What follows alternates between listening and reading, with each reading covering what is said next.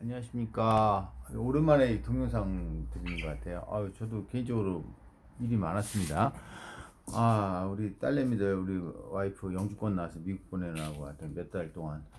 아니, 한 여름부터 거의 일을 못했던 것 같아요. 일도 못하고 마음도 심란하고 막상 보내보니까 거의 한 보름을 그냥 밤에 울었던 것 같아요. 그렇습니다. 인생, 한 인간이 한 시대를 산다는 게 좀 다양한 생각을 하고 많은 깨달음을 얻게 되죠. 오늘 간략하게 그 동영상 드리고 싶은 거는 이제 대수 뭐 직선제를 드지 하나 봅니다. 그래서 이제 문자 뭐 핸드폰으로 스마트폰으로 인증해갖고 그렇게 해야 되겠죠.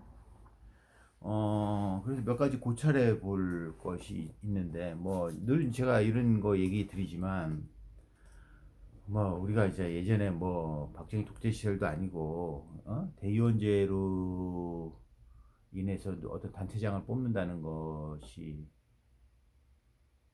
문제가 있죠. 근데 뭐 지금도 만연합니다. 어떤 시골이나 이런 데 가면은 어떤 이제 뭐 협회라든가 이런 데들 보면 거의 그냥 대의원들, 거의 거의 매수당한 대의원들이 회장 뽑고 연임하고 그런 구조예요. 그렇다고 이제 직선제를 바꾼다 한들, 직선제를 바꾸면 그냥 눈치를 보겠죠, 좀? 눈치를 보지만 그것도 하나의 쇼일 수가 있고, 뭐, 지난번 얘기 드렸지만, 부르주아 식의 이 민주주의 투표 속에서는 또 하는 놈이 됩니다. 어쩔 수가 없어요. 그러니까 저도 이제 50 넘어서 뭐 10대, 20대 지나오면서 세상과 이런 거에 많이 생각해 봤지만 결국 인간 세상은 가진 사람들, 기득권을 가진 사람들 위주로 돌아가는 세상이라는 거예요. 바꾸기가 진짜 어렵습니다. 어렵고 그들에게 돌아가요. 그러니까 지금 뭐 옛날에 우리 보수 세력이라는 사람들이 정권을 잃었지만 그리고 그들이 뭐 경제적으로 장악하는 게 아직도 기득권이 대단하지만 정치권이나 어떤 이런 이제 그런 데서 정권을 빼앗겠단 말입니다. 그럼 이제 뭐 속칭 말하는 과거 386 세대들이 또 뭐 민주주의를 부리렸던 세대들이 또 정권을 잡았어요. 그러면 이들도 또 가진 어떤 자기의 그 헤게모니 속에서 또 누리는 자가 되죠. 그래서 그들만이 정치를 하는 거죠. 그러니까 이게 근데 참 보편적인 정치 뭐 국민을 위한 정치. 국민이 그럼 누군가요? 소수 자기와 이익을 같이 하는 사람들을 위한 그 사람들이 국민인가? 이게 다 서로 얘기가 틀리잖아요.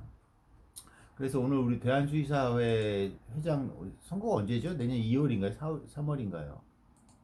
그래서 여러 명 나올 겁니다. 예? 지금 우리 그 대한수의사회의 제일 문제는 회장이 그냥 직선제를 안 뽑혀서 그런지 몰라도 글쎄요. 그러니까 뭐 이런 거 아닙니까? 어떤 이제 회의 초창기 원시적인 구조에서는 내가 그냥 은퇴하고 봉사할 마음으로 이런 협회직 한다는 사람들이 많았죠.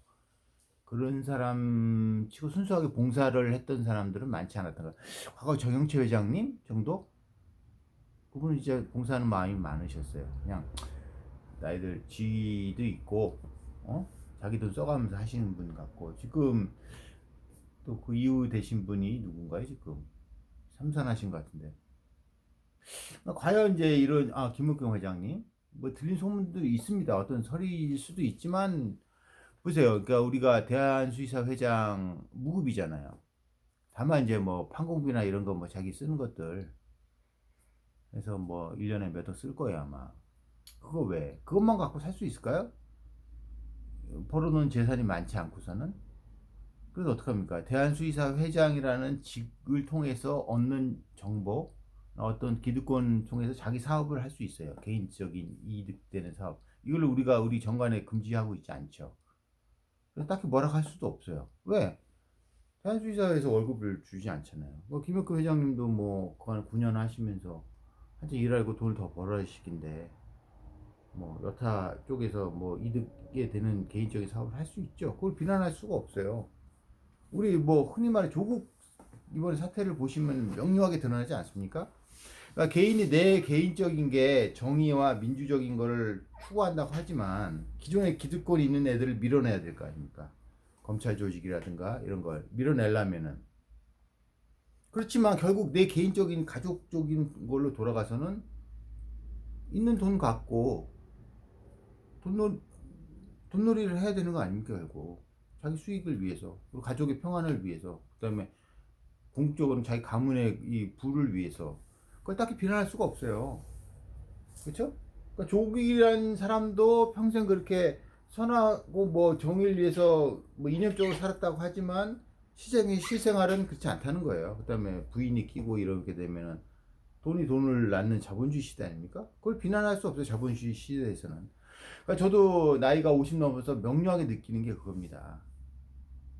돈에 대해서 솔직하고 돈에 대해 정직하고, 그렇죠? 그다음 세상은 가진 사람들 위주로 돌아갈 수가 없다는 것을 겸허하게 느끼셔야 돼요. 그래서 지금 우리 대수회장 누구누구 나올까요? 뭐 여러분 나오겠죠. 공무원 출신들 뭐 경수회장도 나온다는 얘기 같고 뭐 임상수의사가 나온다 한들 딱 까놓고 생각해 보세요. 임상수의사가 회장이 돼갖고 뭐 크게 바뀌겠습니까? 서수를 보면 알지 않습니까? 서수도 뭐 직선된 지 오래됐잖아요. 그렇지만 이 서수회장을 나간 사람들은 자기 개인적인 욕심이 있는 거예요. 그것이 뭐 그 전에 뭐 어떤 S 회장처럼 자기의 뭐 온갖 치졸한 사익을 추구하는 뭐 식으로 자기 뭐 이렇게 회를 운영해 간다 한들 회원들이 진짜 아우성치고 뭐 감사해서 뽀록 나갖고 비리가 뽀록되지 않고서야 끝까지 가는 거예요 세상이. 그렇습니다. 그래서 대수 회장이 뭐 공무 출신 나오겠고 뭐 몇 번 나오겠죠. 과연 이들이 그 그러니까 대수를 다수를 이루고 있는 임상수의사, 그러니까 뭐 우리나라 대한민국 치면 국민이 다수를 이루는 중서민층을 위한 정책을 가열차게 해나가지를 않아요. 할 수가 없고 기대하지 마세요. 그래서 가급적 임상수의사를 뽑아줘야 되는데 반드시 그렇지도 않습니다. 지금 이 현 불안한 시스템 속에서도 임상수의사들의 기득권을 가진 부류들은 이 시스템이 좋아요. 자기끼리 마음 놓고 해먹을 수가 있고 시장을 장악할 수가 있거든요. 그렇습니다. 그걸 깨먹기가 진짜 어렵습니다.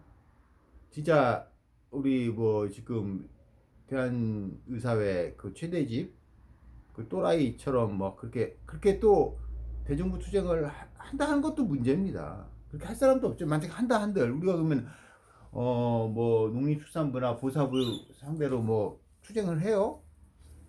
진짜 깜빵할 생각 딱 하고 머리 빡빡 깎고 그런 수의사가 나온다 한들 진짜 어떻게 보면 우리 쪽이 경색이 돼요 또 시장이. 그렇죠? 그래서 그걸 또 저는 지지하지도 않아요. 임상수의사가 그러면은 막상 그러면은 진짜 다수의 지지를 받고 진짜 총대 메고 나가서 대수회장이 했단 말입니다. 네? 그런다 한들 그렇게 할 사람도 만무하겠지만 임상수의사들이 그냥 겉으로만 지지하지 솔직히 자기 병원 문 닫고 그 절실하게 안 나가요. 왜? 당장 오늘의 내 병원의 벌이가 중요하거든요. 거기 아직까지 이렇게 살아왔는데 또 뭘 하냐는 것도 있고 그렇습니다. 그래서 참 이 선거라는 게 민주주의의 꽃인데 이게 어떻게 보면 이게 또 허황되긴 하지만 그래 조금씩 발전해간다는 의미로 보셔야 될 것 같아요. 이번 직선제. 그죠? 직선제는 해야죠. 아마 어떤 뭐 반드시 직선제가 옳은 지도자를 뽑거나 올바른 지도자를 뽑는 건 아니에요. 그것도 많은 과장과 프로파간다 뭐 이런 거에 속아서 그뭐 대세가 있고 뭐 이런 거 있잖아요. 그 세상을 그렇게 속고 속이고 선전선동을 통해서 혹세무민하는 세상입니다. 그래서 이런 세상 속에서 부안해동하는 것도 정도껏 하셔야 되는 거예요. 그리고 항상 나의 실리, 나이 들수록 뭐가 중요하죠? 가족이 중요합니다. 가족이 중요하고 가족의 평안과 안녕을 위해서 내가 열심히 일해야 되고 나의 어떤 소유를 어차피 자본주의 시대는 그런 거 아닙니까? 편안하게 살려면 내 소유가 있어야 돼요. 현금이든 부동산이든 어떤 소득이든 이걸 확고하게 지켜나가는 것이 가장 첫 번째예요. 이걸 못 하시면 다 무너집니다. 네? 다 무너져요. 진짜로.